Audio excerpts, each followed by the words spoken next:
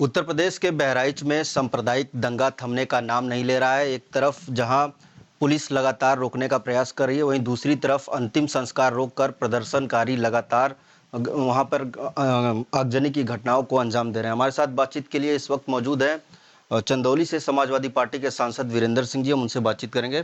Sir, लगातार वहां प्रदर्शनकारी उग्र हो गए हैं, आगजनी की घटना को लगातार अंजाम दिया जा रहा है।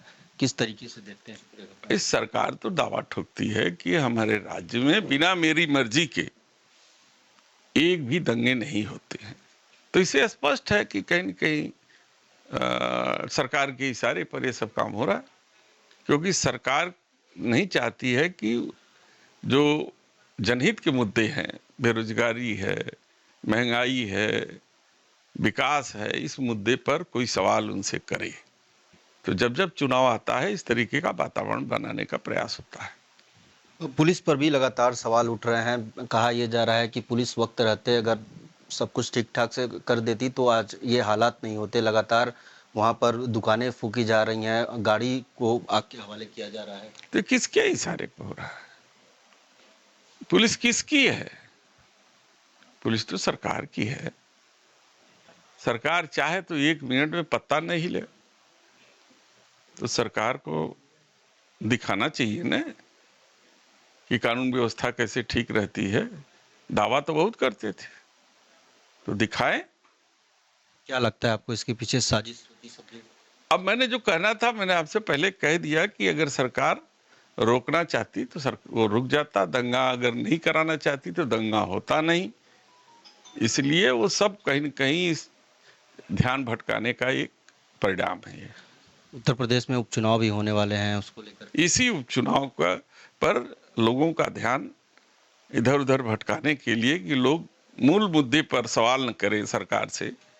वो चाहे विकास का मुद्दा हो, चाहे महंगाई का, चाहे बेरोजगारी का ज्वलंत मुद्दा हो, इस पर लोग सवाल न करें। इसलिए सांप्रदायिक दंगे हो, तमाम भावनात्मक मुद्दे हो, जाति विदेश हो, ये सब बातें उठा करके लोगों का ध्यान जो है दूसरी तरफ करने का काम जो है ये सरकार कर रही है। भरत मिलाप में भी यहाँ देखा गया, पुलिस ने लाठीचार्ज किया। हालांकि जो चौकी इंचार्ज था उसको सस्पेंड कर दिया गया है। ये तो सस्पेंड किया है, कल वो बहाल होकर के उससे अच्छी चौकी पे चला जाएगा। ये सब सारी चीजें राज्य सरकार के सोची समझी चालीस का नतीजा है।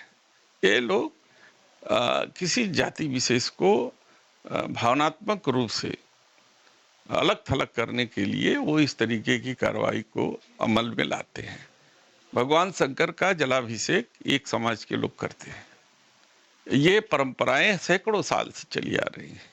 वहाँ भी ये लोग दबाव बनाते हैं कि 10 लोग जाओ, 5 लोग जाओ, इससे ज़्यादा मत जाओ, प्रतिबंध करते हैं। नोटिस जारी होती है वो हमारे जो है समाज के लोगों के ऊपर।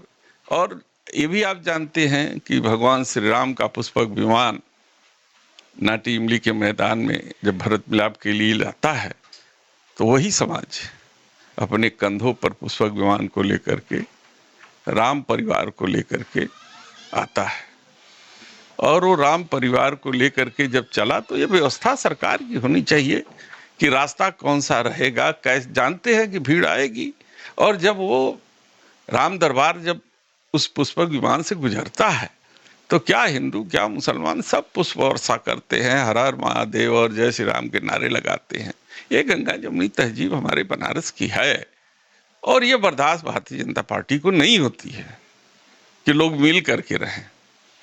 तो इसलिए वो इस तरीके के कृत्य करके एक तो समाज के कुछ लोगों को बदनाम करना चाहते हैं, और या तो फिर ध्यान भटकाने के लिए इस तरीके से कुछ सेंसिटिव पॉइंट है बनारस में जो सरकार को मालूम है, लेकिन इंतजाम न करना ये सरकार का फेलपन है, ये प्रशासन का फेलपन है। लेकिन वही सरकार तो कहती है कि हमारे कार्यकाल में एक भी दंगे जो है नहीं। तो अब कैसे हो रहे हैं?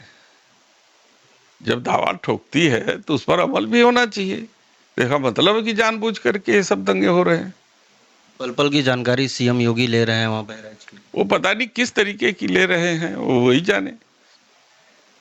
इधर दंगा रुक तो नहीं रहा है, ये तो नहीं ले रहे हैं। चलिए, बहुत शुक्रिया बातचीत के लिए। तो ये थे हमारे साथ बातचीत के लिए चंदौली से समाजवादी पार्टी के सांसद वीरेंद्र सिंह जी, जिनका साफ तौर पे कहना है कि बहराइच में जो कुछ हो रहा है वो सरकार के इशारे पे हो रहा है। वाराणसी से विनीत श्रीवास्तव, भारत समाचार।